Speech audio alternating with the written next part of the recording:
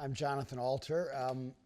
Jonathan Allen and I are sometimes confused, so you got two names, but if we could all keep Barack Obama straight, I think we can do this with the two of us, right?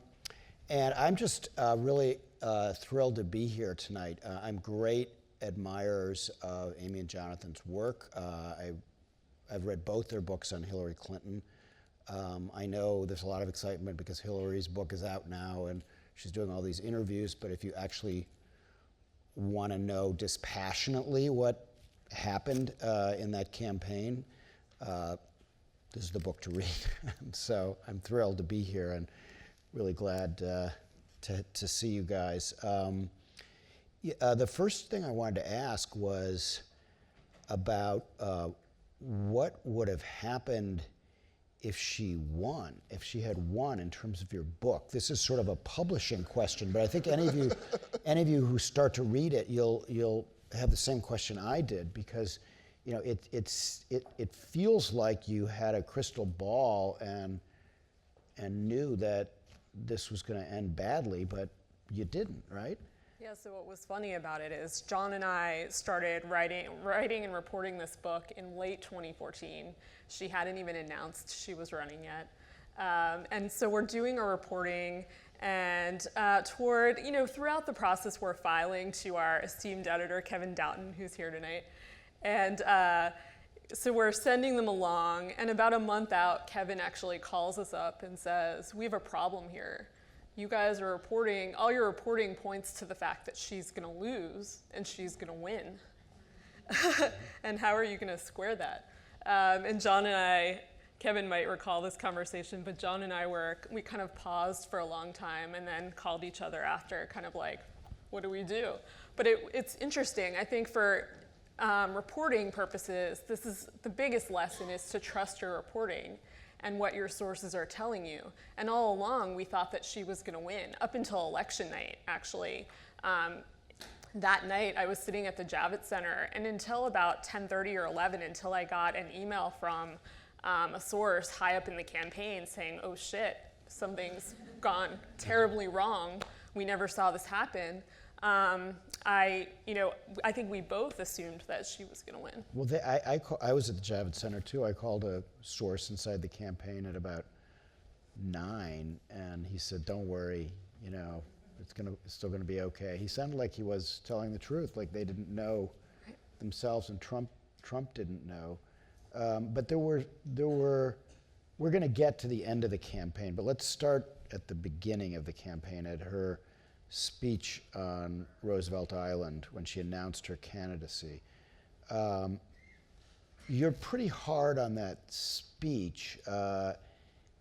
Did she not know why she was running for president? Yeah, I mean, I think that was, that's not our conclusion. That's the conclusion of the people who worked for her and worked on her speech. And I mean, I think,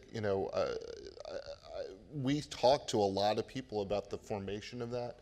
And not only on that day, the reason that we spent so much time on it was it was reflective of a problem that continued throughout the campaign, which was an inability to define for the public what she was going to bring to the public. That is to say, like, her vision for the country in a way that was about them and not about her. And I think one of the easier ways to think about it is that simple slogan she had of "I'm with her" was about her. Mm-hmm. It wasn't "she's with me." It wasn't "here's what she's doing for me." And I think a lot of voters want to know what that is. And even in her, not to preview too much, but I've started reading her new book. Even in her new book, I think there's sort of, she says why she was running for president. And she says, "I was running for president." People keep asking this. "I was running for president because I thought I would be the best president." And even that is about her. And now, I don't think it's any different than anybody else who runs for president. And in a way, I think it's a lot more honest. But I don't think it's what voters want to hear. So the reason that I find this so interesting is I covered Bill Clinton's 1992 campaign and 96, and I've been covering them for a long time. And remember the draft story and the Jennifer Flowers story and all these stories in 1992 that raised all these, quote, character issues, and that was badly exaggerated by the press, but nonetheless it was a big thing. And Bill Clinton's whole point, and the reason he survived and went on to be the nominee and the president, was he kept saying, this is not about me. This is about you. And I'll be there for you till the last dog dies. This is about you, you. So Now I can't do my Bill Clinton impression. Why? That was pretty good. but why, I guess what I'm puzzled by is he had something to say about that campaign, and she knew that that's how he won in '92, was making it about the voters, not about him. So why couldn't they get that point? It's interesting. I mean, just to broaden it out a little bit, going back to the '92 campaign, I was just talking to somebody who was a senior person on that campaign. I said, one of the things that's mind-blowing to me is Donald Trump ran against an improving and reasonably good economy, not good for everybody, I understand, but ran against a pretty good economy as a terrible economy, which is exactly what Bill Clinton did in 1992. And it worked for Trump just like it worked for Bill Clinton, and they never found an antidote to what Trump was saying. I mean, I think there are a lot of places where this campaign was, could have learned lessons from its past, the Bill Clinton forebears. And in some cases, and we go through this in the book, Bill Clinton himself saying, listen, you guys are doing this all wrong. You're not communicating well with voters who are opposed to you. You're not doing a good job of trying to win the persuadables. And she probably could have learned from her own lessons from 2008 because she made a lot of the same mistakes. She did a 180 on a lot of different things. She brought in a lot of Obama people. She brought in fresh blood. But she made a lot of the mistakes that she made in 2008. And one of the big things was actually getting rid of the people who weren't working for her. She has a really big problem doing that. She's very loyal. She expects loyalty. So I think that was a problem that haunted her. Getting rid of people who she didn't think were competent. Right, exactly. She just leave them hanging She around. kind of shuffled the decks this time around, as we talk about in the book. She created a board of directors, a Super Six, as they called it. And none of this was reported at the time. We talk about it for the first time in our book. They kept it very hush-hush. They didn't want people, this was one of the biggest lessons she learned in 2008, that all these negative headlines were out there. She didn't want that perception this time around. She wanted a squeaky clean campaign. But why did she, so her chief strategist is a very well-regarded guy named Joel Benenson, who had worked very well with Barack Obama. He did not get along with the Clintons, and why couldn't they see past his kind of, sometimes very acerbic Brooklyn delivery to what he was trying to advise them to do? And then if they didn't want him, why didn't they bring in somebody else who could provide them advice? Well, it's interesting. What they did is they sort of shunted him to the side, and I think part of that was, a good part of that was, as you say, the acerbic personality. I don't think he delivered things well to them in the way that they were accustomed to hearing it or wanted to. So he didn't kiss their butts enough. Yeah, basically. And also seemed to have some issues with other people in the campaign. But you got to remember, this is a really passive-aggressive group. So, they're kind of setting each other up, right? Like, if you don't know the rules and how to navigate that and you haven't been in it before, I think it could be a difficult place to try to jockey. And we go through a lot of this in the book, but she's got these people from the White House days, from the State Department days, from Bill Clinton's days, and everybody's constantly trying to get closer to them. So if you're somebody who's actually laying some truth down, you are at odds with everybody else, and I think that's a problem. I also think whether or not it was true, they believed that he was leaking, and the idea of someone talking in an unauthorized way to reporters on this campaign, as Amie was saying, was like, this incredible sin. Rather than learning the lesson from 2008 that the leaks on her campaign were symptomatic of problems, she thought they were causal. I don't even think it was true, because that guy is a good friend of mine, and I was desperate to have him leak something to me, and he wouldn't do it. Yeah, I'm not saying it's true. They sometimes get a little maybe paranoid is too strong, but she'd been beaten up so much by the press. There were so many unfair things that have been printed about her in the past and then in the campaign. Talk about how that kind of gun-shy problem with the press may have hampered her. Well, for one thing, going back to this point, she hated the idea of leaks so much that, as we report in the book, she conducted kind of an email She wanted kind of an investigation of sorts done in 2008 Right. about what happened. And so she finds out that certain people are leaking, and I think she thought that Joel was a leaker, and that's why. But she's very afraid of the press.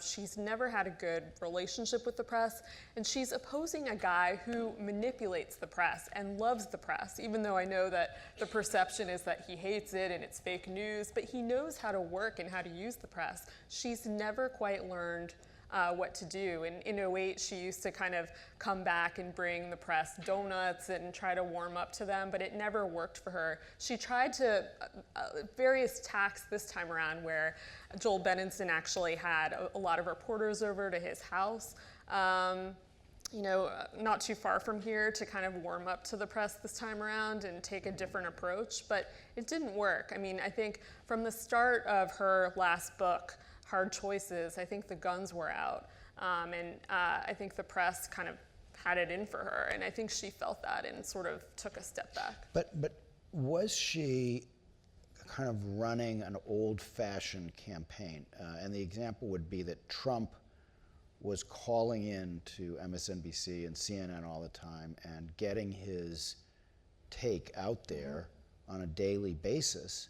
Yeah. And a lot of her people wanted her to do that. I guess at the very end, she started. She tweaked it a little, where she little, was trying to she'd do call that. in, once or twice. But do you think things might have gone a little differently for her? And obviously, everybody knows she got the most votes. But in a close election, everything matters. And we'll talk about Comey and all the rest. But just in terms of fending off Sanders early on and then having a better relationship with the press, let's say she had done sort of what John McCain did in 2000, or what Trump was doing in 2016, and said, I'm going to talk to the press every day.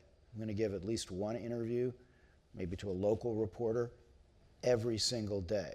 And it had just a very different kind of openness about the campaign. Would that have made a difference, or would the press have just gone, Maybe so. we still but don't like her? I think they're so averse. They just hate the press so much. Even this email scandal, it kind of lingered over her campaign for the better part of 2015. It wasn't until September of 2015 where she comes out and has her first interview about it. But there's a frustration building that entire summer. Why isn't her message getting through? Why aren't they getting the press coverage that they need? Bill Clinton, there's a call that we talk about on this campaign, and he's fuming mad on this call, and he's like, come on, you guys, what's it gonna take? I mean, why isn't her economic message penetrating? And so they said in the book, you say that the staff said, we just got our asses chewed out by Bill Clinton. Yeah. Did that help, or did that hurt, if Bill Clinton is chewing you out? I don't think it helps much. I mean, I think these folks were sitting around going, the Clintons don't get it. They don't understand that her economic message isn't breaking through, not because we're failing to state it accurately, but because she's not apologizing for this email server thing, and she's basically saying she didn't do anything wrong. And so, I think it was a moment where both sides' frustration are, sort of peaking, but only one side has a loudspeaker. Would it have worked? I mean, it's always easy to, 20/20 hindsight is easy, but let's say you could rewind the clock. Did the people inside the campaign think that if she'd gone out there and said, mea culpa, I should never have done this, it was a terrible mistake, that would have been the end of it? I don't think they think it would have been the end of it, but I think that they believe that it would have allowed them a little more space to get their other messages out. So it wouldn't have been like, we're not going to hear any more about the email scandal, because subsequent to that, we get the investigation the FBI basically has to do because they find classified information on our server. So it would have continued to be a story. I think the question is whether they would have been able to talk about anything else effectively. And basically during this period, she's hiding from the press. So while she's going out and saying things in public, it's not like she's bringing people back and having interviews and talking about other things, which is how she actually might redirect. She has this relationship with reporters over time where she's a little paranoid, and then they think she's hiding something, and then she reacts to that, and kind of draws back further in. And it's this cycle, and we've written about that before, but also In her new book, she writes about it a little bit and says she should have been more comfortable with the press or tried to make more of an effort to be comfortable with the press, as well as blaming the media for some things. Although she said that the last time around too, and she never quite. She gets did there. make, I mean, it was better than 2008, right? It was better. You know, and I mean, that was crazy that year. They made some improvements. I was interested to read for the first time in your book that she actually did some snooping of her own in the emails from 2008, I guess. She went back to the server that had all the 8-year-old emails to find out who was leaking about her 8 years earlier and then make sure not to hire. She'd actually done it right after that campaign, right after the 2008 campaign. She'd had staff download the emails of her other staffers. So her IT staff goes in, grabs the emails so that she can get a readout on who was leaking, who was stabbing in the back, who was disloyal to her. And we think that that information was used in determining who got what jobs this time around. So it seemed like there was a little bit of self-pity or neediness on the part of the staff. So there was this line where the staff would say, "We're not allowed to have nice things." Right. What does that mean? So every time they would do something well or they would have a winning streak, she had a really good October, I think it was, where she won the debate against Bernie Sanders. Joe Biden announced that he wasn't running. She had done everything well, and then bam, something happens. Bernie Sanders comes out of nowhere, and he's on their backs, and they never saw it coming. And so throughout the campaign, I think Jen Palmieri was one of the people who said this, her communications director. Every time things are going well, something happens, and we can't have nice things.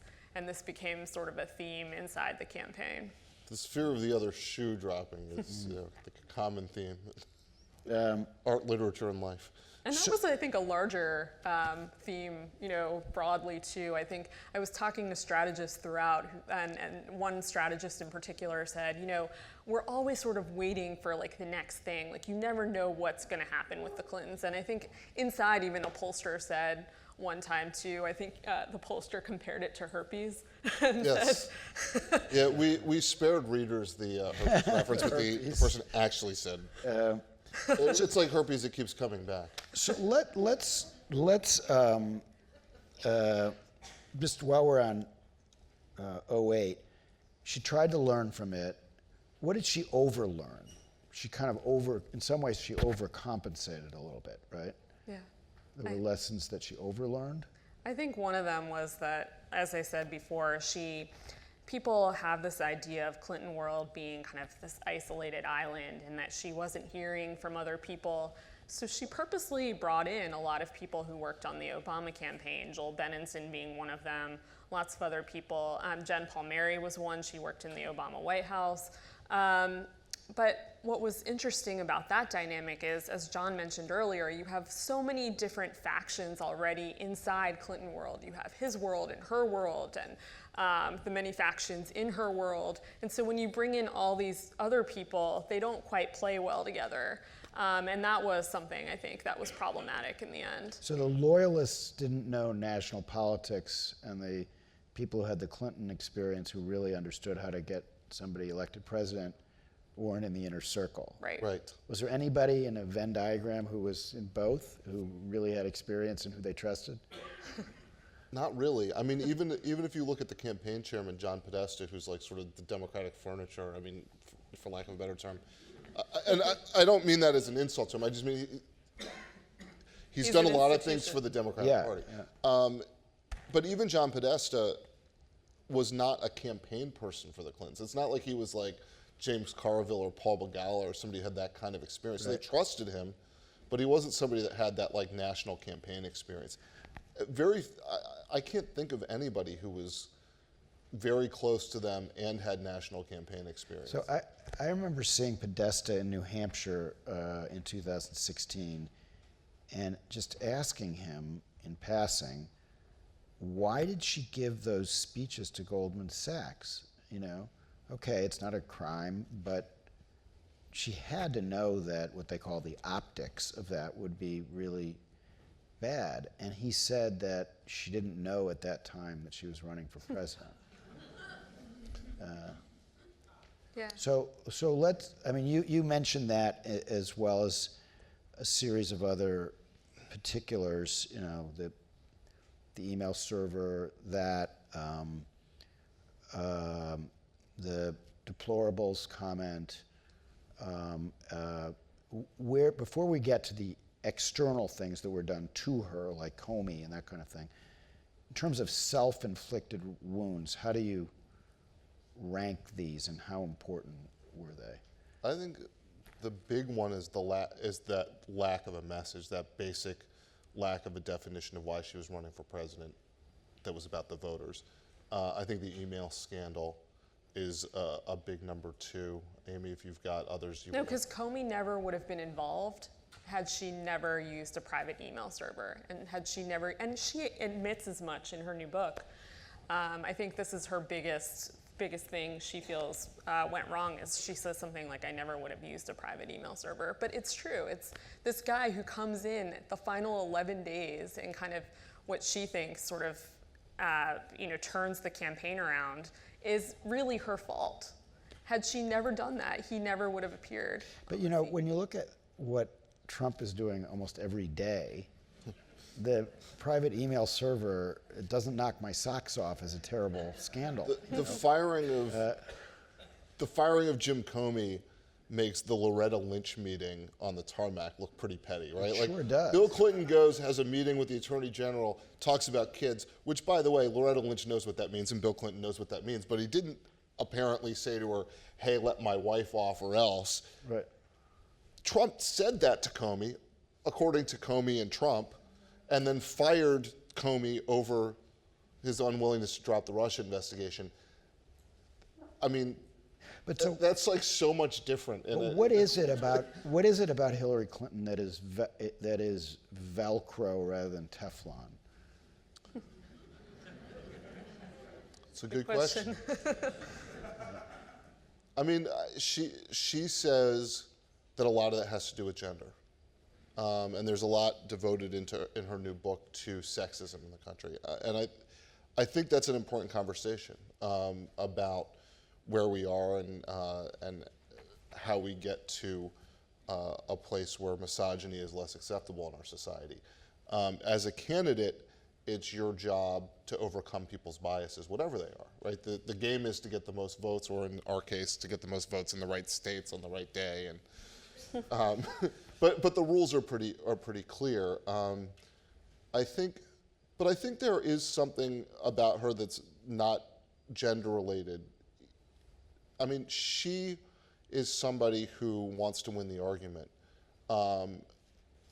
based on what she believes is right or the right principles, and not somebody who will quickly pivot to the place someone else is to win. Like, she's not a traditional politician in the sense of finding a way to agree with everybody so that everybody likes her.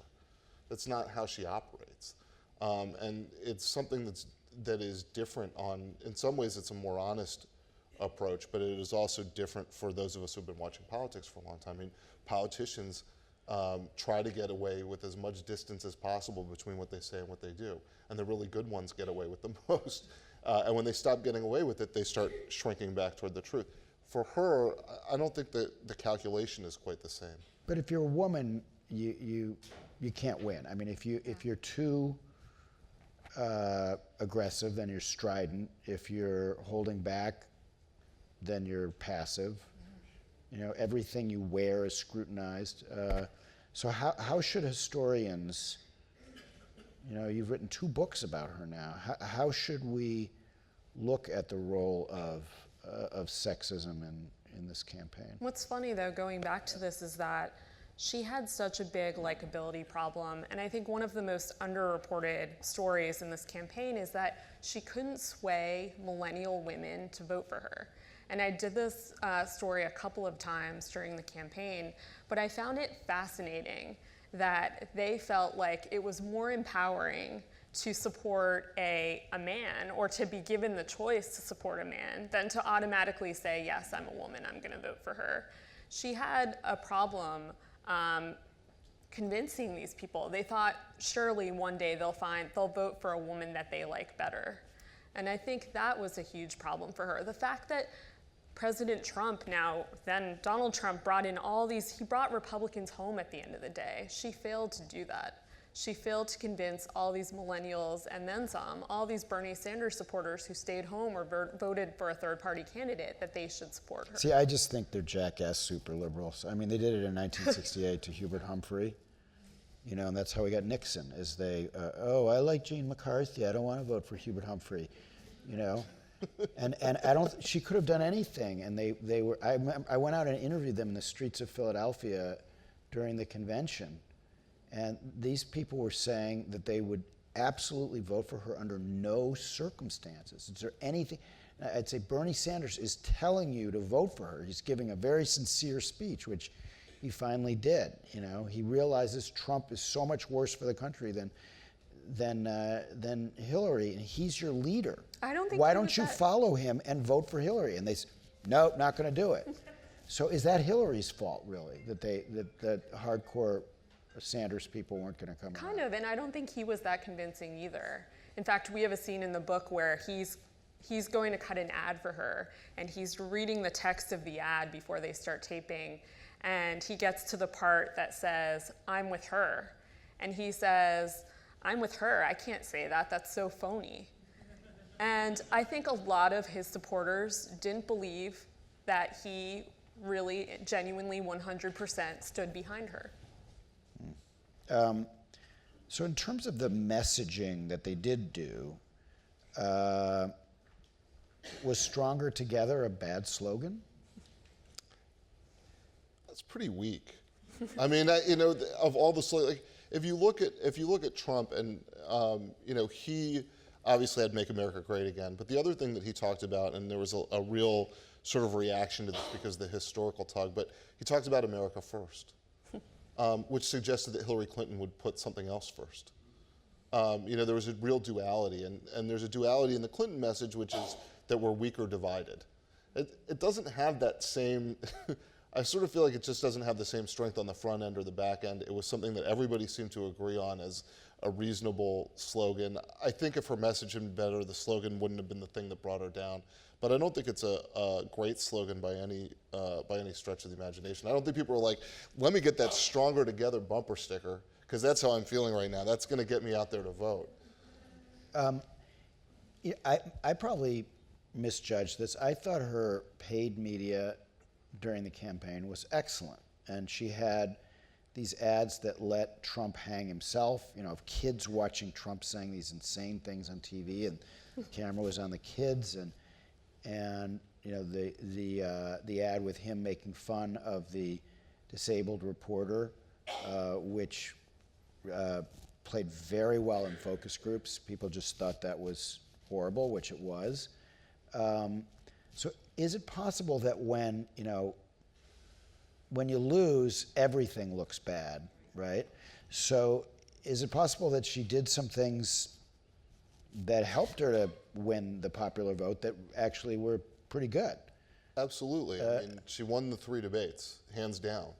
This is I'm not the first person to say this, but that was the most convincing set of debate victories I've seen in my lifetime. Which doesn't go back through the history of presidential campaigns. And by the way, the polls showed that afterward. She extended her lead after those 3 debates, so I think she killed it in the debates.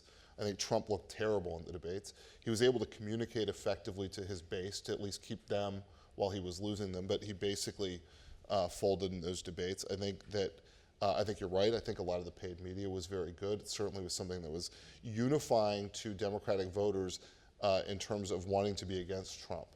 Like the whole strategy at the end, and they ran positive ads the whole time, but basically the whole strategy of the general election campaign was disqualify Trump. And she and her campaign did that effectively, except that 1/5 of Donald Trump's voters, according to exit polls, said that he was unfit to be president. So they believed he was unfit and then went and voted for him. So I think that when I say they effectively disqualified him, I mean, I think they were effective in getting that message that Donald Trump shouldn't be president across to a lot of voters, that he was unfit, unstable, all of those things, and a lot of them voted for him anyway. Well, they probably thought unfit meant physically he's fat. He's not physically fit to be president, you know. She talks in her new book, and it made headlines a week or so ago, about Trump crowding her on the stage. And they dealt with this, you guys say, in debate prep, like how do you deal with all of that? George W. Bush, when Al Gore was crowding him in 2000, he just turned around, he spun, and he gave him a look, like, you know, the look said, back off. And it was very effective for him, because it is a kind of an alpha game. Who's king of the hill? Who's the alpha? And Alpha House plug right there. that's an Alpha House plug, right? So why didn't they come up with something for her to do rather than just ignore it? I think they wanted her to take the high road, and that's why they kind of practiced. Her aide, Philippe Reines, was in her face the whole time and even ran around and chased her because they thought that he would do something like that. And he played Trump to a T. He went and got everything. He made himself look taller. He got everything down to cufflinks. And yet they felt like, okay, they didn't want to have another Benghazi, what difference does it make moment. They didn't want her to kind of escalate her voice. They wanted her to be very rational, very presidential, and they felt like if she had done that, that would kind of spiral out of control and get her negative headlines. So I think they were very aware of the tone of the debate, and they felt like if she remained above the fray, she would win. My wife argued that the one thing that she didn't do in the debates, she won them all, but was to make some reference to the suffering in her own marriage, because that's when she had reached her highest levels of popularity after Bill was found cheating on her, and that if she had just done a little bit of that, it would have reminded lots of people of a time when they really sympathized with her and really liked her. Did they ever even talk about that, or did they know that she just would never go there? I mean, they've got Paula Jones is in the audience, and you know, should they have done something? That was the Some opening. reference to it? That was certainly the opening to do it. That second debate where, as you said, the Paula Joneses are in the audience, and you know, Philippe Reines in the debate prep had run by all the sort of Trump possible lines of attack on Bill Clinton, you know, including accusing Bill Clinton of being a rapist. And, you know, I don't think they ever did, so far as we know, never really discussed the idea of, you know, Hillary could present herself as a sympathetic figure or even triangulate against her husband a little bit and say, look, Donald, my husband did bad things, and Donald, you did awful things too. That doesn't make me a bad person that my husband did awful things, or that my husband did things that I don't stand by. Right. She never did that because I think they always believed she was better off, and have for many, many years, believed she was better off not showing distance from her husband. That they've been a unit for a long time. And so if you think about that, and look, they've got to live together, right, for the rest of their lives, presumably. You think that, so in 2008, he was a liability. Setting aside the Loretta Lynch story, do you think on balance he was an asset or a liability this time? I think a little bit of both. I think they probably could have used him more effectively early on. And we were both hearing from people in the beginning of the campaign saying, where is Bill Clinton? Why have they sidelined him? Donors in particular were really aggrieved by this and said, because she kind of lacks that, you know, that schmoozy, glad-handing kind of thing that donors really want. And so we were fielding calls from people like, what's happening? Why don't they let Bill Clinton out there and unleash him? And they didn't really, you never really saw him. He was playing a role behind the scenes, but you never saw him on the trail until right before the Iowa caucus. And then later on, you hear him constantly sounding the alarm when he thinks things are going wrong. And he's on the ground in Michigan, in places that she ultimately lost, and he's hearing from people that things aren't going well, and he's telling Brooklyn. He's repeatedly. I mean, you see him coming up in the book kind of saying, what's going on, guys? You need a little bit, you need to mix in the science and the art, and we're kind of lacking that a little bit on Why the didn't ground. that message get through? It's interesting. One of the questions you asked earlier was about lessons she overlearned. And I think one of the lessons she overlearned from 2008 was Obama had run circles around her with modern campaigning in terms of technology, data analytics. And so she came to believe that in order to run a modern campaign effectively, she basically had to like take Obama's techie people, for lack of a better term, and put them on her campaign. And then she believed in what the data were telling her and what those guys were telling her all the time. Data can be static. Certainly public opinion can be, or you take a snapshot, it's static. If you want to move public opinion, you've got to go out and do persuasion. And I think they looked at data and thought of it in those sort of static terms, like these people don't agree with us. Well, they're never going to agree with us. So let's not waste time or money or energy trying to get them to agree with us. Why didn't their data tell them that in Michigan and Wisconsin they were in deep trouble and they shouldn't be going to Arizona? The data told them that those places were coming closer, Thank you. that the lead was narrowing, but their baseline was artificially high. So from where they started from a place that was too high, and when they lost ground, it still looked to them like they were in good shape. They weren't even polling there in the last couple of weeks. It's happened with amazing. that? It's astounding. We talked to people and they said, we didn't do traditional polling in battleground states for the last 3 weeks. So there was no check on what the data analytics were telling us. Right. Now, look, the polls could have come back and said the same thing. We've heard that argued to us before. They would have said the same thing because all the independent polling said the same thing. But I don't know, in a campaign that spent $1 billion, the idea that you wouldn't have, that one of the priorities wouldn't be polling in battleground states in the last 3 weeks is kind of crazy to me. That's really amazing. So October 7th was a big day. Tell us why. You had sort of a trifecta. First, the U.S. intelligence community comes out with this assessment that Russia interfered in the election. And basically, Hillary's aides are in her Brooklyn headquarters, and they're getting together, and they're like, this is great for us because we have been suggesting that this has been the case for a long time. It's going to validate us. People are going to think, what the heck is Donald Trump doing in cahoots with the Russians? They're Democrats, so they believe that being in cahoots with the Russians must be the thing that destroys your life forever. Because they have some experience with that, historically. And so they're excited about that. And then this videotape pops up of Donald Trump on Access Hollywood, bragging about sexually assaulting women. And some of them are very excited about that. And this is like within a couple hours of each other. Some of them are excited about that, think like, this guy's terrible, everybody's gonna know he's terrible. But the main campaign brain trust really thinks Russia is the story. And they're almost not distracted at all by the Access Hollywood tape, because their thinking is, we all knew this guy was a lout, and that's not gonna change the dynamics in voters' minds, but maybe the Russia story will. So Robbie Mook, the campaign manager, and others, like, it takes them a while to even see the tape, and they don't think that that's gonna be the major event of the day. Now, a third thing comes out in the middle of this. And by the way, the people at the RNC are watching the Access Hollywood tape, and they're like, we're done.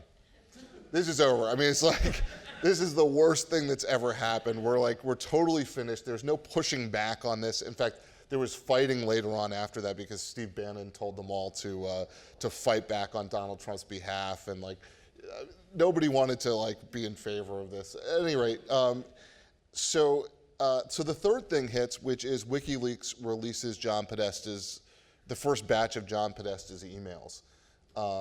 Which was very bad for them, but very good for you. It turned out that it You was got a helpful lot of good stuff from that. people have asked us about. So the WikiLeaks emails come out, the John Podesta emails, and it's October 7th, and every day for an entire month, a new batch of emails is released. So the folks at the RNC and at the Trump campaign are pushing that storyline out as hard as they can on October 7th amid the Access Hollywood. And they're just kind of hoping that if somebody's writing about Access Hollywood and the Russian interference, that they will also include a line about these Podesta emails. And they're pretty successful at getting that stuff pushed into stories at the bottom or whatever, but they get them kind of pushed in. And then for a month, boom, boom, boom, Podesta emails every day. The Podesta emails, the Clinton emails, everything's emails, right? Like, I think there was a belief in the Clinton campaign, and I think probably rightly so, that there was a lot of conflation about, did she leave John Podesta's emails open to being hacked? Is this part of the intelligence story and having classified information stuff?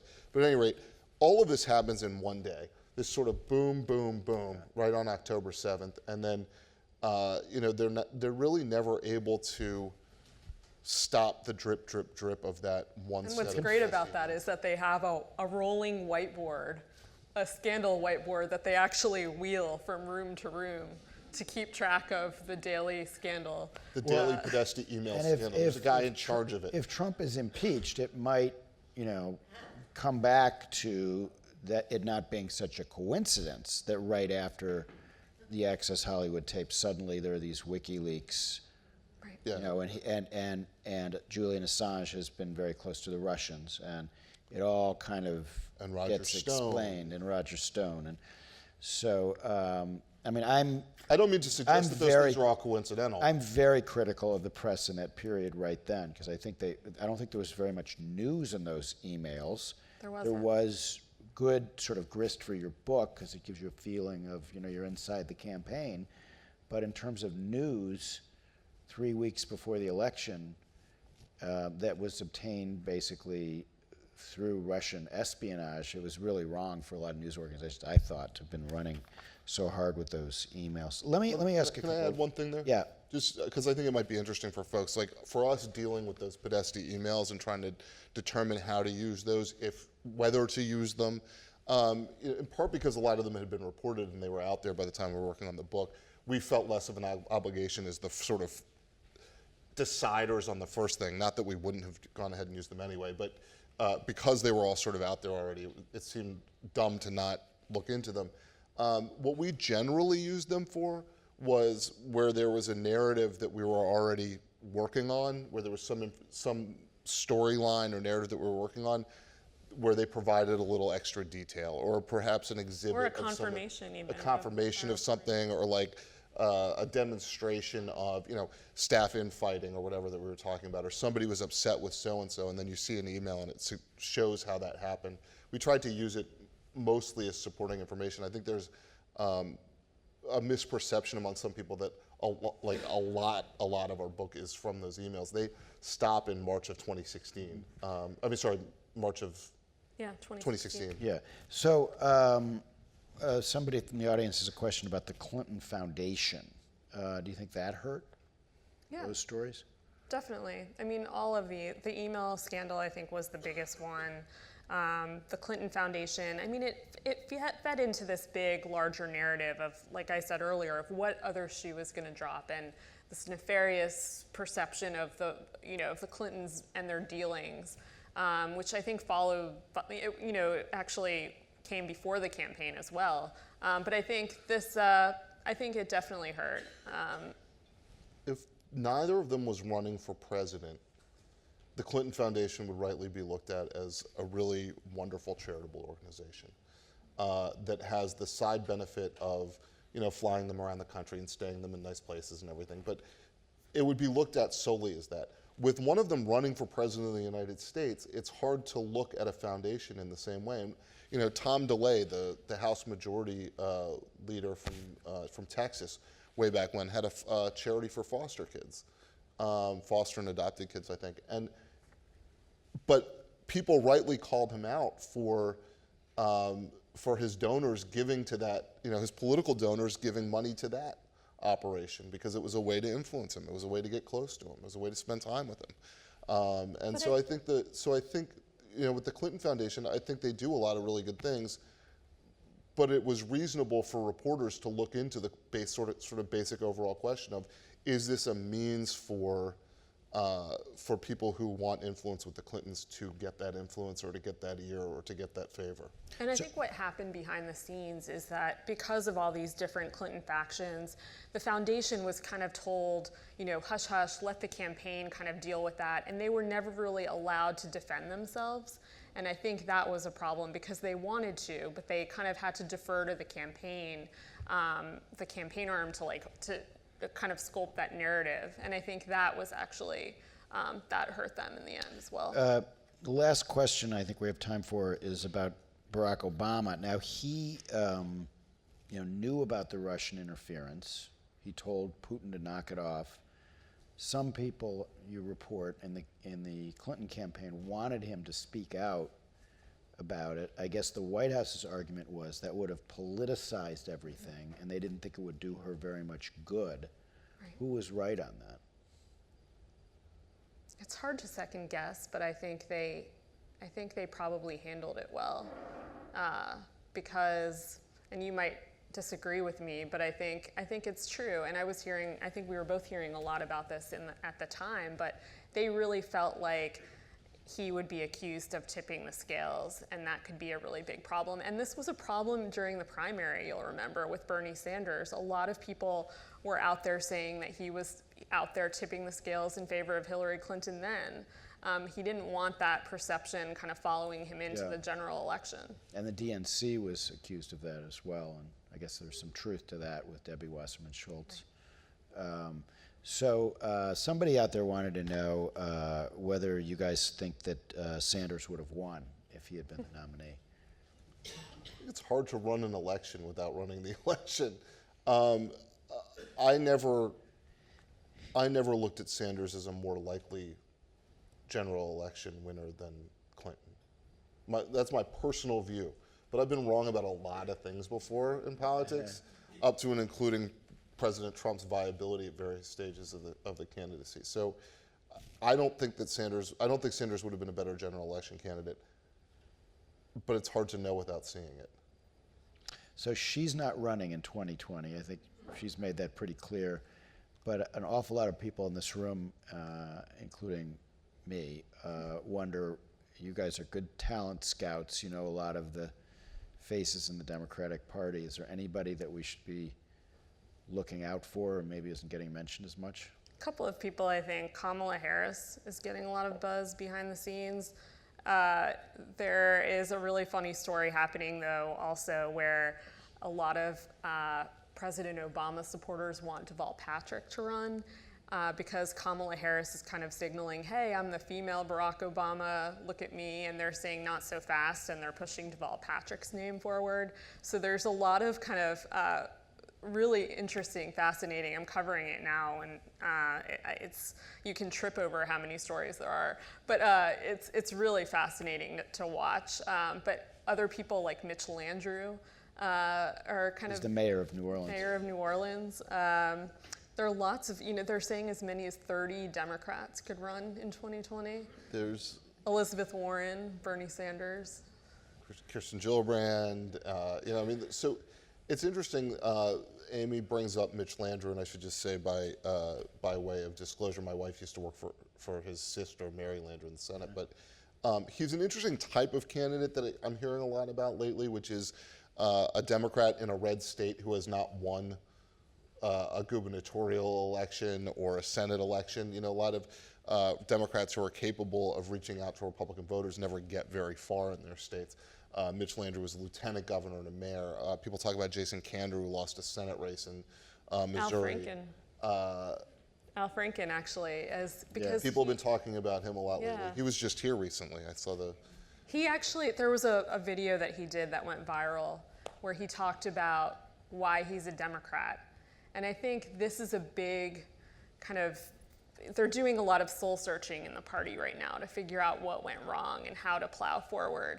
And I think the video went viral because he kind of talks about the essence of being a Democrat and democratic values, and how his wife's mother went to school on Pell Grants, and how he grew up middle class, and he kind of chokes up at the end. And I think it resonated with a lot of people. And so I did a story recently about how he's kind of the reluctant presidential candidate, but a lot of people are trying to kind of push him in. And I'm pretty sure Terry McAuliffe, the governor of Virginia, began running on election night. Right. It may not have been called yet when he started making calls to donors. Yeah. Al Franken wrote a novel once called "Why Not Me?" about this is before he went into politics, about running for president, which features a fist fight between me and Howard Feynman, my then colleague at Newsweek. Who wins? I don't think it says. Thank you. Wait, what about Comey? Oh, about Comey, yeah. Well, I think we stipulated that Comey was a big problem, but do you think that, yeah, that's good. Thank you for that. We'll end on Comey. Do you think that she believes that Comey cost her the election in a very close election? Do you think she's right? I think it's one of the factors, but there were many, which is why I think our book was successful, because we point out that it wasn't just Russia and it wasn't just Comey. These were a couple of reasons, sure, but there were lots of other reasons for why she lost. She was in a position to lose to Donald Trump that late in the election. I mean, that in and of itself is somewhat of a failure. She should have killed him, is the point, I think. It Metaphorically. never should have been close. Yeah. Okay. On that note, thank you to everybody for coming. Thank you, guys.